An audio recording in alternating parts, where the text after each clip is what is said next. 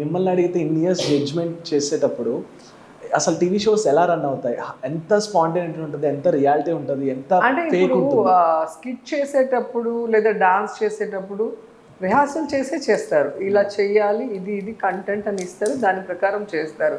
కానీ చేసే విధానం, దాంట్లో జడ్జెస్గా మేము ఇన్వాల్వ్ అయ్యే విధానం, అలాగే యాంకర్ ఇన్వాల్వ్ అయ్యే విధానం, మెంటర్స్ ఇన్వాల్వ్ అయ్యే విధానం బట్టే ఆ షో హిట్టా పట్టా అనేది తెలుస్తుంది.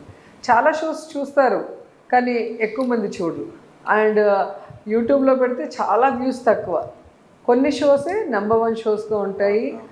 టీవీలో చూడటమే కాకుండా మళ్ళీ కూడా రిపీటెడ్గా చూస్తూ ఉంటారు.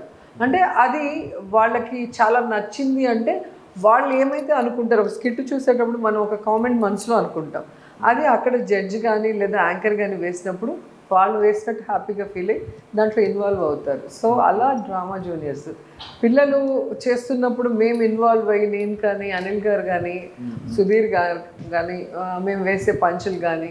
అండ్ ఇక్కడ గొప్పతనం ఏంటంటే, బయట ఒకరు పెద్ద డైరెక్టర్ అయి ఉండొచ్చు, లేదా నేను మంత్రిగా ఉండొచ్చు, సుధీర్ యాంకర్గా ఉండొచ్చు, కానీ ఆన్ సెట్ అందరం ఒకటే.